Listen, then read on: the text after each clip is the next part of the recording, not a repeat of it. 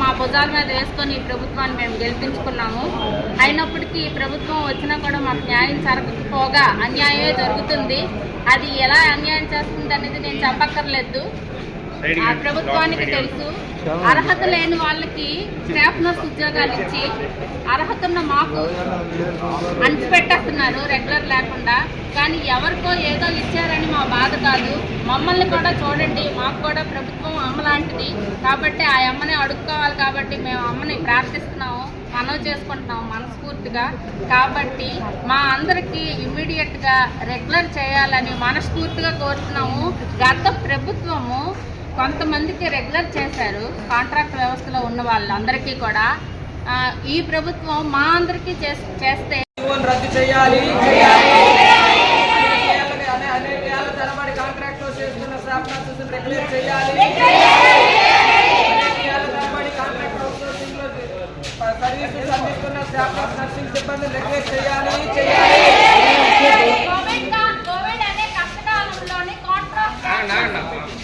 జీవోని చూసి అది 115 జీవోని, ఆ జీవోని ఇమీడియట్గా ప్రభుత్వం ఏ రకంగా అయితే జీవోని పాస్ చేసిందో అది వెనక్కి తీసుకోవాలనేసి కోరుకుంటున్నాం, అమలు చేస్తున్నాం, ప్రభుత్వానికి రిక్వెస్ట్ చేస్తున్నాం. ఇప్పుడు చాలా ఏళ్ల తరబడి ఒక 14 సంవత్సరాల నుంచి రెగ్యులర్ నోటిఫికేషనే లేదు స్టాఫ్ నర్సులకి. ఇమీడియట్గా స్టాఫ్ నర్సులందరికీ కూడా రెగ్యులర్ నోటిఫికేషన్ జారీ చేస్తూ ఇప్పుడు ప్రస్తుతం కాంట్రాక్ట్ వ్యవస్థలో చేస్తున్న ప్రతి కాంట్రాక్ట్ స్టాఫ్ నర్సుకి కూడా రెగ్యులర్ చేయాలని మనస్ఫూర్తిగా ప్రభుత్వాన్ని వేడుకుంటున్నాము. ఇది చాలాసార్లు గత ప్రభుత్వంలో కూడా మేము వేడుకున్నాము. ఈ ప్రభుత్వమైనా మాకు న్యాయం జరుగుతుందని ఈ ప్రభుత్వాన్ని తెచ్చుకున్నాము. అయినప్పటికీ కూడా ఈ ప్రభుత్వంలో కూడా మాకు అదే అన్యాయం కొనసాగుతుంది. సో కాబట్టి మాకు ఈ ప్రభుత్వం అయినా సరే న్యాయం జరిపించాలని మనస్ఫూర్తిగా కోరుకుంటున్నాను. కోవిడ్ అనే కష్టకాలంలోని మాకు జాబ్లు ఇచ్చారు. ఆ కష్టకాలంలో కూడా మా ప్రాణాలను తెగించి మా ఫ్యామిలీ మెంబర్స్ అందరినీ వదిలేసి మేము వచ్చి చిన్నపిల్లల తల్లులు కూడా వచ్చి ఇక్కడ ఫీడింగ్ మదర్స్ కూడా ప్రెగ్నెంట్ లేడీస్ కూడా వచ్చి సేవలు అందించాము.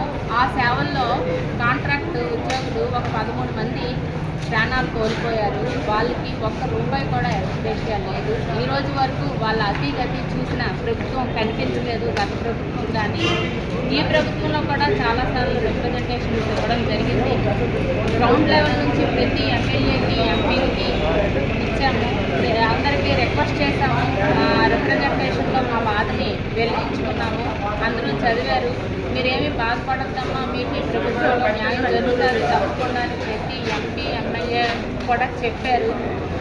మాకు న్యాయం జరగాలనేసి మేము ఈ పోరాటం చేస్తున్నాము. గత కొద్ది రోజులుగా, కొద్ది ఏళ్ళగా, 4-5 సంవత్సరాల నుంచి ఇంకా కొంచెం గట్టిగా చేస్తున్నాము. 14 సంవత్సరాల నుంచి మా సీనియర్స్ కూడా చేస్తున్నారు. పాతుకుపోయారు ఇదే కాంట్రాక్ట్ వ్యవస్థలోని. వాళ్ళందరూ చాలా బాధపడుతున్నారు, రెగ్యులర్ నోటిఫికేషన్ లేక, రెగ్యులర్ ఉద్యోగం లేక.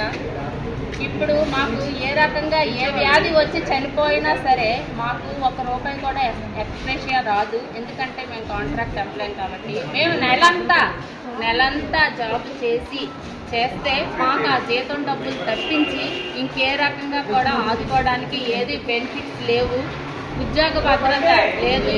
మాకు కావాల్సిన బెనిఫిట్స్ ఇమీడియట్గా ప్రభుత్వం కల్పించాల్సిందిగా కోరుతున్నాను.